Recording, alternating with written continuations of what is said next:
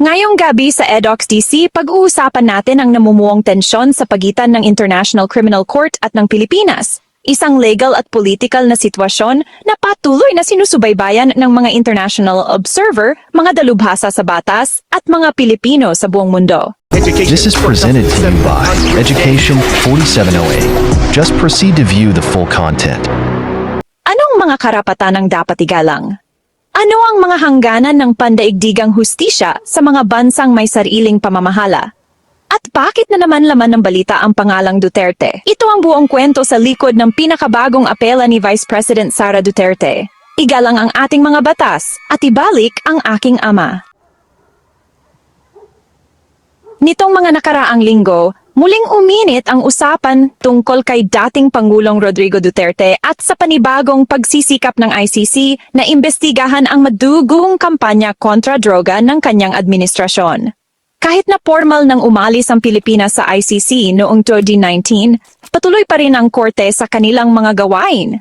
Sinasabing mayroon pa rin silang karapatan sa mga di umano'y krimen na naganap noong miyembro pa ang bansa mula 2011 hanggang 2009. Si Vice President Sara Duterte ay hayagang humingi ng tinatawag niyang pangunahing dignidad at legal na patas na pagtrato para sa kanyang ama. Sinasabing anumang pagsusuri ng korte o posibleng paglilitis ay dapat gawin sa Pilipinas, hindi sa The Hague.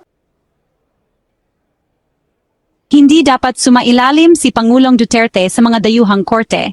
Mayroon tayong gumaganang mga institusyon. Mayroon tayong mga batas. Hayaan ninyong ang Pilipinas ang humarap sa usaping ito. Ang kanyang mga sinabi ay tiningnan bilang isang legal na hamon at isang makabayang panawagan. Katulad ng mga naunang sinabi ng mga taga-suporta ni Duterte noong unang sinimulan ng ICC na tingnan ang mga di umano'y extrajudicial killing na may kaugnayan sa kanyang giyera kontra droga. Hindi maaring paghiwalayin ang kontrobersyang ito mula sa pulisya na nagsimula nito, ang pangunahing kampanya kontra droga ng Administrasyong Duterte. Simula noong 2016, nag-utos ang gobyerno ng malawakang paghuli sa mga pinaghihinalaang gumagamit at nagbebenta ng droga. Ayon sa opisyal na datos ng pulisya, mahigit 6,000 ang napatay sa mga operasyon. Pero tinataya ng mga human rights organization na maaring ilang beses na mas mataas ang bilang at itinuturo ang mga pagpatay na parang ginawa ng mga vigilante at mga pang-aabuso. Bagamat maraming Pilipino ang pumuri sa diskarte ni Duterte, nakamay na bakal para mabawasan ang krimen sa kalye at magpakita ng kontrol. Nagbabala naman ang mga kritiko. Kasama na ang mga lokal at internasyonal na tagapagtaguyod ng karapatang pantao tungkol sa malubhang paglabag sa karapatang pantao at kakulangan sa tamang proseso ng batas. Kaya, ano ba ang posisyon ng ICC dito? Kahit na opisyal na umalis ang Pilipinas sa ICC noong Marso 2019, pinaninindigan ng korte na mayroon pa rin silang karapatan sa mga di umano'y krimen na nagawa noong ang bansa ay kasapi pa nila. Sinasabi ng mga investigador na may kapangyarihan silang kumilos kung saan ang mga sistema sa bansa ay ayaw o hindi kayang maayos na imbestigahan ang mga naturang krimen. Ang prinsipyong ito ay kilala bilang complementarity rule. Sa madaling salita, ang ICC ay isang korte na huling dulugan. Nakikialam lamang kapag ang mga sistema sa loob ng bansa ay nabigong kumilos ng may kredibilidad. Ang pinakabagong pahayag ni Sara Duterte ay lalong nagpalaki sa pagkakahati ng publiko sa isyung ito. Sinasabi ng mga taga-suporta na lumalampas na ang ICC na nagbabanta sa soberanya ng Pilipinas at pinapahina ang kalayaan ating mga korte. Naniniwala sila na ito ay isang hakbang na may motibong politikal na mga kritiko na patuloy na tinatanggihan ang pamana ni Duterte. Samantala, sinasabi ng mga kritiko na ang pagtangging makipagtulungan sa ICC ay nagpapakita ng impunity o kawalan ng pananagutan at pinoprotektahan ang mga makapangyarihang tao mula sa responsibilidad. Idinidiin ng mga grupo ng karapatang pantao na maraming biktima ang walang boses at mailap pa rin ang hustisya para sa libu-libong nagdalamhating pamilya. Isa sa mga pangunahing argumento mula sa kampo ni Duterte ay ito, hayaan ninyong gawin ng ating mga korte ang kanilang trabaho. Pero sumasagot ang mga kritiko sa pamamagitan ng pagtatanong kung ang mga korte ba sa Pilipinas, na dati pa ay naiimpluwensyahan ng politika, ay talagang kayang litisin ang mga ganitong kaso na sangkot ang matataas na tao nang walang kinikilingan o takot. Ang mga nakaraang pagtatangkang imbestigahan ng giyera kontra droga sa ating bansa ay maaring na-dismiss na antala o humarap sa malalaking problemang legal. Ito ang nagpalakas ng pangamba na baka hindi sapat ang mga paraan natin dito sa bansa para sa mga krimen na ganito kalaki at klase.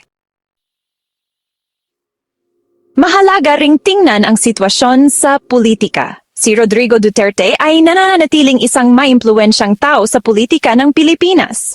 Kahit hindi na pangulo, kontrolado ng kanyang mga kaalyado ang mahahalagang posisyon sa gobyerno. Kasama na ang kanyang anak bilang vice-presidente. Ang mga panawagan na dalhin siya sa ICC ay tinitingnan ng ilan bilang banta sa kinabukasang politikal ng pamilya at posibleng makagulo sa kanilang malakas na suporta sa Mindanao at iba pang rehiyon.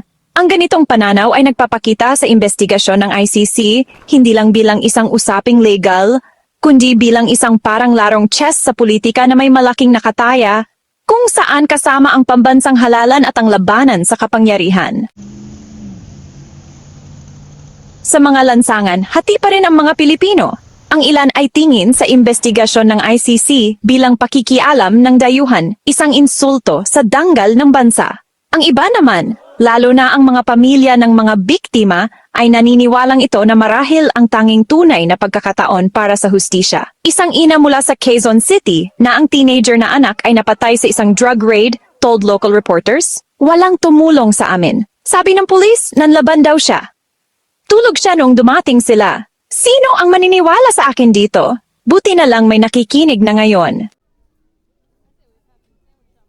Ang naging tugon ng mundo ay medyo kalmado lang. Ang mga grupo para sa karapatang pantao tulad ng Amnesty International at Human Rights Watch ay pinuri ang ICC sa pagpatuloy ng kanilang trabaho sa kabila ng mga pagtutol. Samantala, inutusan ng pre-trial chamber ng ICC ang prosekusyon na isumite ang lahat ng mahalagang dokumento at ebidensya bago ang Hulyo 1, 2025. Ang timeline na ito ay nagpapahiwatig na maaring magsimula ang mga formal na pagdinig sa huling bahagi ng taong ito o sa unang bahagi ng susunod na taon, depende sa pagsunod at kalinawan ng batas. May ilang posibleng mangyari. Una, patuloy na pagtutol sa batas. Maaring patuloy na tanggihan ng gobyerno ng Pilipinas ang jurisdiksyon ng ICC, posibleng balewalain ang mga patawag o tanggihan silang pumasok. Pangalawa, mga paglilitis dito sa bansa. Maaring biglang balikan ng mga lokal na korte ang mahalagang kaso para ipakita ang kanilang kakayahan at mabawi ang kontrol. Pangatlo, pressure mula sa publiko. Habang lumalabas ang mas maraming impormasyon, maaring magsama-sama ang mga grupo ng mamamayan para suportahan ang mga pamilya ng biktima na magpapataas ng pagsusuri.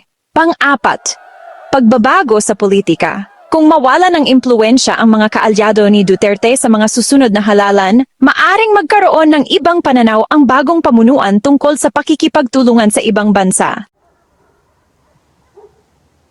Ito ay higit pa sa isang labanang legal. Ito ay isang pambansang pagharap sa hustisya, pamumuno at pananagutan. Ang madamdaming pagtatanggol ni Sara Duterte sa kanyang ama ay isang mahalagang sandali. Paninindigan ba ng bansa ang sarili nating mga tradisyon sa batas at poprotektahan ang dangal ng bayan?